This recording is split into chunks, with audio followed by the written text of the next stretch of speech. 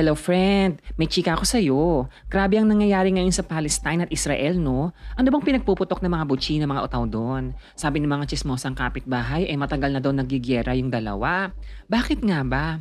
Ang chika, land grabbing daw kasi ang ginagawa ng mga taga-Israel sa lupa ng Palestine.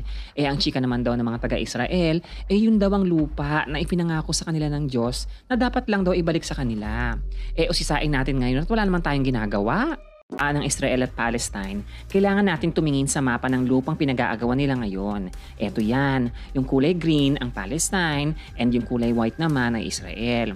Dito ang Gaza at dito naman ang West Bank kung saan nangyayari ang mga gyera. At dito ang Jerusalem na itinuturing na kapital pareho ng Israel at Palestine. Tingnan nyo ang evolution kung paano paliit ng paliit ang lupa ng mga taga-Palestine over the decades. Sino ba namang matutuwa dyan? Pero bago tayo ma-high blood, bumalik muna tayo sa sinuunang panahon at subukan nating intindihin ng mga lola mo. Okay, so before 3,500 BCE, sabi sa mga sinuunang mapa, archaeological records at kahit sa Christian and Jewish Bibles, ang lupa ng Israel at Palestine ay napapaloob sa dating lupain ng Kanaan. Ang mga nakatira dito ay mga Canaanites na mga katutubo na maaaring galing sa iba't ibang lahi o iba't ibang pangkat etniko na may iba-ibang wika o kultura na maaaring nagkaroon ng impluensya mula sa Mesopotamia, Anatolia at Egypt. Pero sabi sa Bible, ang mga Canaanites daw ay mga kaapo-apuhan ni Canaan na apo ni Noah ng Noah's Ark, remember? Na sinumpa niyang magiging alipin ng mga alipin. Mamaya balikan natin yan. Okay, forward tayo konti. Millenniums after, nung 20th century BCE, sinakop ng Egypt ang Kanaan bilang harang laban sa ibang superpowers noon ng Asia tulad ng Assyria, Hittite at Babylonia.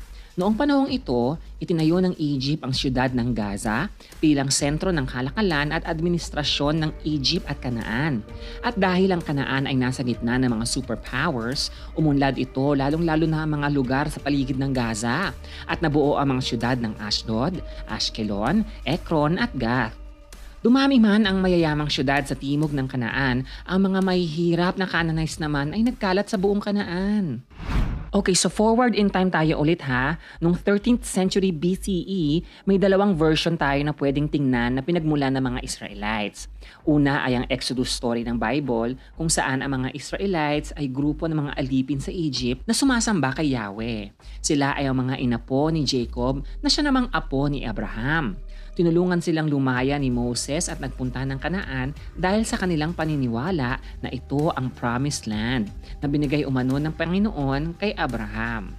Now, kailangan yung tandaan ang salitang promised land dahil ito pa din ang pinangahawakan ng mga Israelites hanggang ngayon. May isa pang teorya na pinagmula ng mga Israelites. Naaalala nyo yung mga mahihirap na Canaanites na malayo sa Gaza? Sabi ng mga arkeologo, ang mga Israelites daw ay maaaring nagmula din mismo sa Kanaan. Sila ay mga Canaanites din at dahil malayo sila sa impluensya ng Egypt, nakabuo sila ng sariling relihiyon na naniniwala kay Yahweh. Sa panahong ito, ang Kanaan ay sakop pa din ng Egypt at ang mga Israelites ay hindi pa ganun karami at nananatiling mga nomads o mga tribo na walang permanenteng tahanan. 100 years after, noong 12th century BCE, sa mga lugar na malapit sa Aegean Sea at Mediterranean Sea, ay may nakilalang mga grupo ng mga manlulusob na tinawag na Sea Peoples. Kasama sa grupo na ito ang tribo ng Peleset. Ang mga Peleset ay malalakas at magagaling na mandirigma, na karamihan ay mga lalaki na maaaring nanggaling sa isla ng Crete sa Greece. Nasakop nila ang Gaza at ang mga mauunlad na syudad at naitaboy ang mga Egyptians. Ang kanilang mga nasakop na lugar ay tinawag na Philistia. Nang lumaon, sila ay nag-asawa ng mga Canaanites at ang kanilang mga descendants ay ang mga naging Philistines. Dahil naitaboy ng mga Peleset ang mga Egyptians at dahil mababait sila sa mga Canaanites, dumami ang mga tribo na sumasamba kay Yahweh sa buong Kanaan, kaya dumami din ang mga Israelites.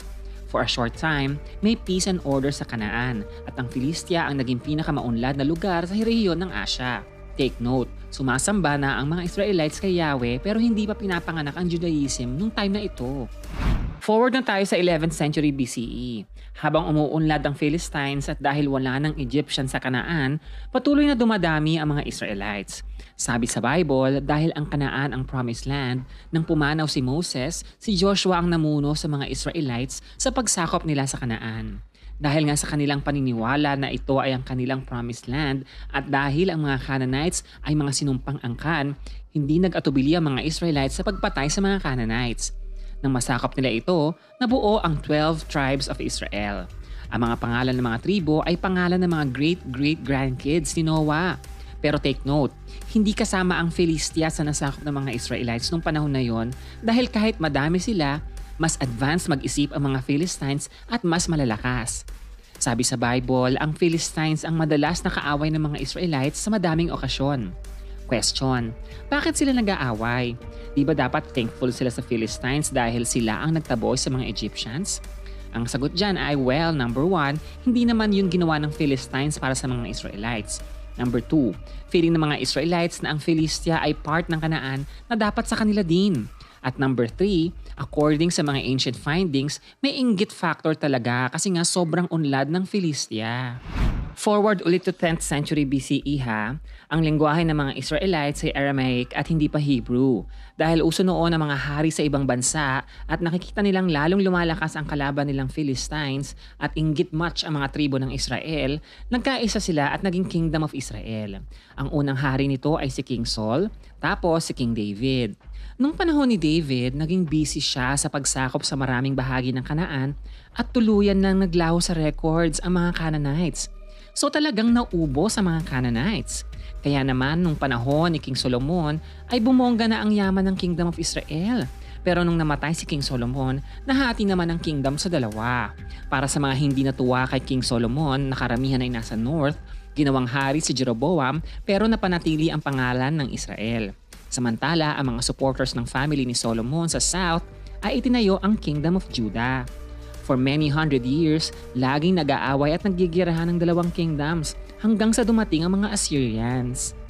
200 years after, noong 8th century BCE, ang mga Assyrians naman ang superpower ng Asia. Sinakop ng mga Assyrians ang Kingdom of Israel. Madaming natsugi at ang mga natirang buhay na Israelites ay naglipa na papuntang Judah. Ano friend, buhay ka pa ba? So nung 6th century BCE naman, pagkatapos ng Assyrians, ang mga Babylonians naman ang superpower ng Asia. Kinuha nila lahat ng nasasakupan ng Assyria pero this time, nasakop na din nila ang Kingdom of Judah at Philistia. Ang mga Israelites na nahuli ay dinala sa Babylonia at naging mga alipin. Nung panahong ito ay nabuo ang Hebrew alphabet na siyang wikang ginagamit ng mga Jews ngayon. Hindi pa sure ang mga researchers pero maaaring ito din ang panahon na nagsimula ang Judaism at ang tawag sa mga taong nasa relihiyon na ito ay mga Jews. Pagkatapos ng mga Babylonians, mga Persians naman ang naging superpower ng Asia. Pinayagan ng mga Persians na makabalik sa kanilang mga lugar ang mga alipin ng Babylonia. Kasama dito ang pagbalik ng mga Israelites sa kanilang mga tahanan. Pero nawala naman sa history ang mga Philistines. Wala pang nakakaalam kung ang mga Philistines ba ay naging mga alipin o sadyabang naubos nung panahon ng Babylonians. So pagkatapos ng mga Persians, ang Seleucid Empire naman ang sumakop sa lalawigan ng 2nd century BCE. Lumaban ang mga Israelites at nabawi nila ang Judah at Jerusalem. Ito ay ang tinawag na Maccabean Revolt at siyang naging dahilan ng pagdiriwang ng Hanukkah.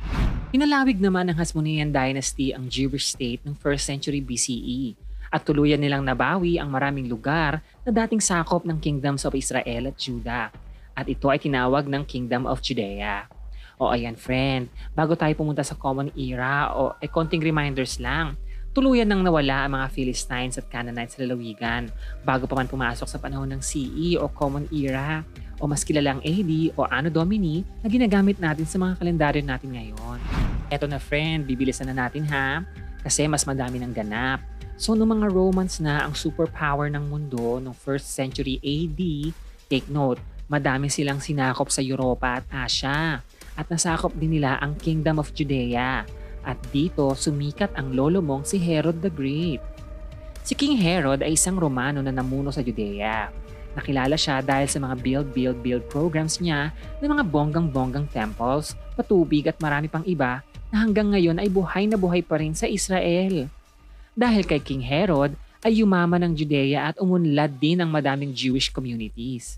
Maliban doon, sikat din si King Herod dahil according sa Bible, Gospel of Matthew, siya ang hari nung pinanganak si Jesus Christ.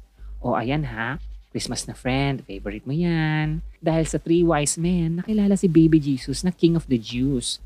Siyempre, natakot ang lolo Herod mo kasi may baby na kukuha ng trono niya. So, ang ginawa niya, pinapatay niya lahat ng lalaking baby sa Bethlehem at mga karatig na bayan.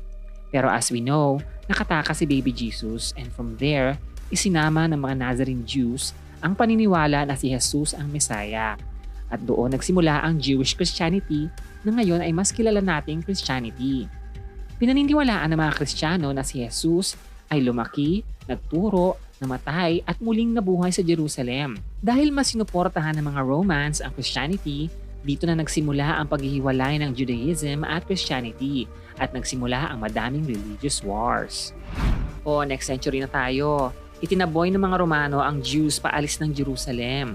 Tapos ang buong lupain ni Judean, ng Judea, ay pinalitan nila ang pangalan at ginawang Palestina na ang ibig sabihin ay mga Philistines. Ginawa nila iyon upang mabawasan ang pagkakakilanlan ng mga Jews sa lugar. Take note ha, by this time, wala na sa record sa mga Philistines. Pero yun ang piniling pangalan ng mga Roman sa rehiyon at ang Palestine ang naging pangalan nito for almost 2,000 years. Tapos ang mga Jews ay nagkahiwa-hiwalay at napunta sa iba't ibang parte ng Europa at ito ang tinawag na Jewish diaspora. Ang nakakalungkot lang at hindi ko maintindihan ay kahit saang bansa sila mapunta ay lagi silang inuusig at kinakalaban ng mga tao. Ano bang ginagawa nila sa mga utaw? Kalerks, di ba? O forward tayo to 7th century AD. After hundreds of years under the Romans and Christianity, isang bagong relihiyon naman ang kumalat sa buong Arabian Peninsula at ito ang relihiyong Islam. Sa kanilang pagpaparami ay nasakop nila ang Jerusalem at naitaboy ang mga Romano. Sabi sa Quran, sa Jerusalem daw umakyat papuntang langit si Muhammad. O ayan mga friendships, bago tayo tumuloy, take note, ang Jerusalem ay napakahalaga sa Jews dahil ito ang sentro ng Promised Land.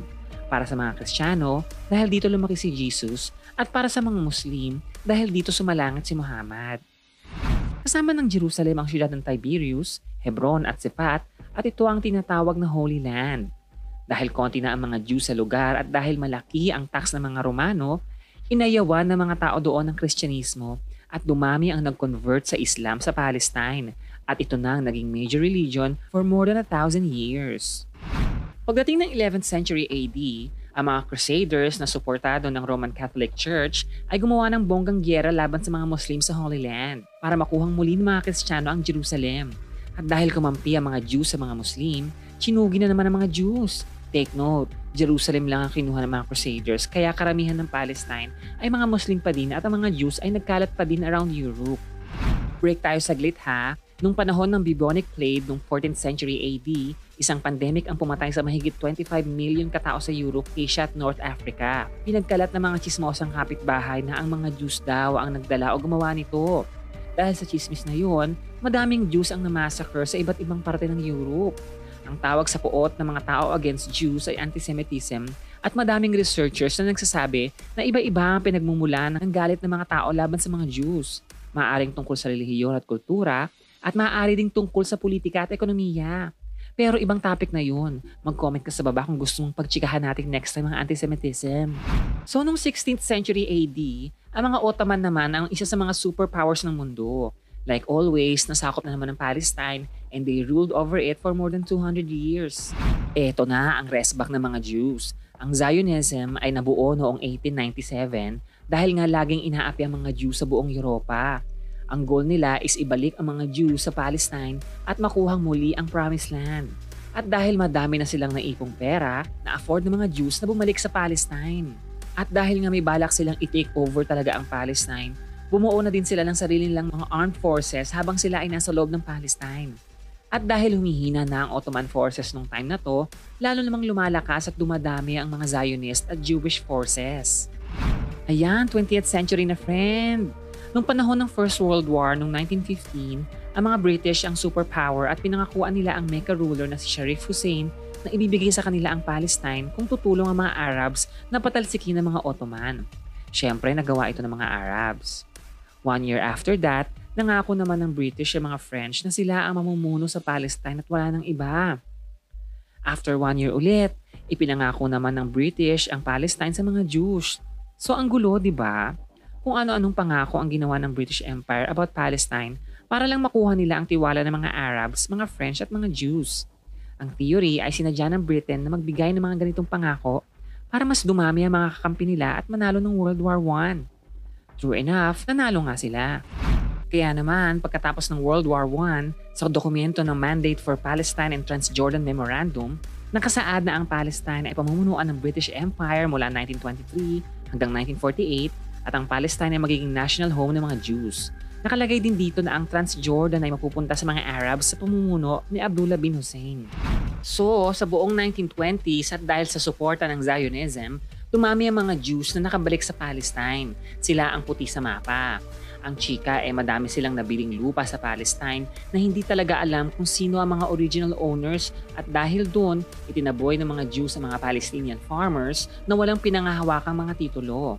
Ergo, dumami ang labanan sa pagitan ng mga local Palestinians na karamihan ay mga Muslim at ang mga bagong saltang Jews. Dahil sobrang bilis ng pagdami ng mga Jews sa Palestine at dahil sa dumadaming labanan, binawasan naman ng Britain ang pagpasok ng mga Jews sa Palestine noong 1930s. Kaya lang, kung kailan naman binawasan ang pagbalik ng mga Jews sa Palestine, ay siya namang pag-usbong ng Nazi Party ni Hitler noong World War II. Ang major target pa man din ng mga Nazis ay patayin at ubusin lahat ng Jews sa buong Europa. For a time, nagtagumpay ang mga Nazis at halos 6 million Jews ang nasawi ng Holocaust.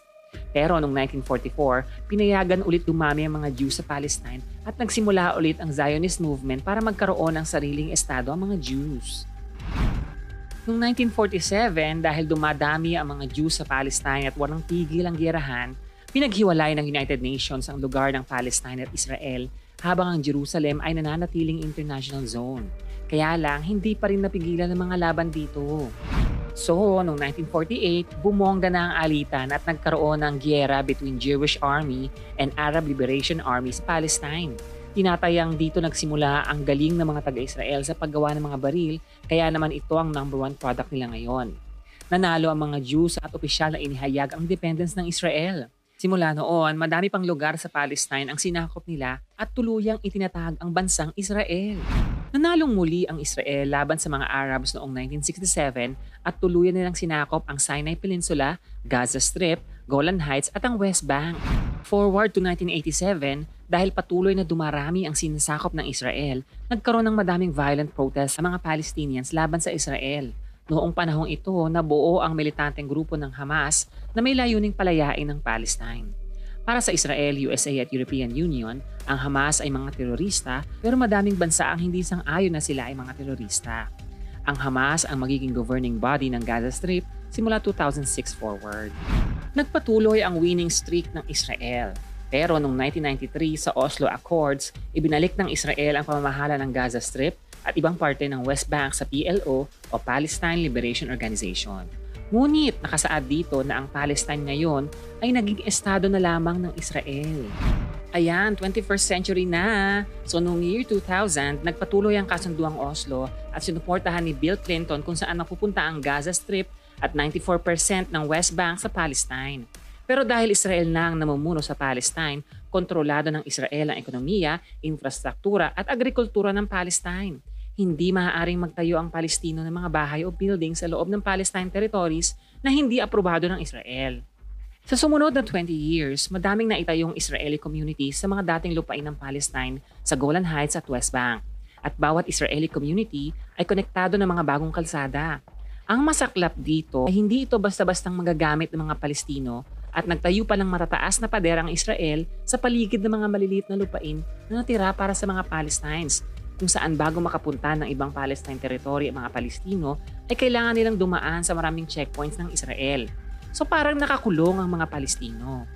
Dinagdagan pa ito ng pagbawas ng access sa Jordan River na ikinasira ng agrikultura at ekonomiya ng Palestine. Kaya naman sa West Bank, makikita ang mga mayayamang Israeli communities at sa kabila lamang ng mga pader na itinayo nila ay patuloy na dumadami ang mahihirap at walang trabaho ng mga Palestinians. At nitong 2021, umusbong ulit ang labanan sa pagitan ng Palestine at Israel nang saplitang pinutol ng Israeli Army ang padasal ng mga Muslim nung simula ng Ramadan sa Jerusalem. Tapos sinundan ito ng pinaalis ng Israel ang 6 na pamilyang Palestino sa Sheikh Jarrah sa East Jerusalem. Siyempre ay tinuring itong hate crime ng mga Palestinians at nagkagulong muli sa Holy Land. Kahit sino naman, yun talagang maiisip. Kaya ayun, nagyera ulit. Overall, sa opinion ko friend, nakakalungkot isipin talaga na ang tinatawag nating Holy Land ay punong-puno ng istorya ng patayan, nakawan at galit sa ibang relihiyon. Aside from that, kahit sabihin nilang ito ang promised land nila, bakit nakukuhang gawin ito ng Israel? Alam ng mga Israelites ang hirap na dinanas nila mula sa iba't ibang lahi throughout history. Bakit nila kailangang gantihan ang Palestine samantalang lahat naman sila ay nanggaling kay Abraham? Sana alagaan na lang ng Israel ang welfare ng mga Palestino. Since mayaman naman ng Israel, sana bigyan nila ang mga Palestino ng hanap buhay, patayuan ng mga ospital at paaralan at tulungan silang makabangon para matapos ng mga alitan. Ikaw friend, anong masasabi mo?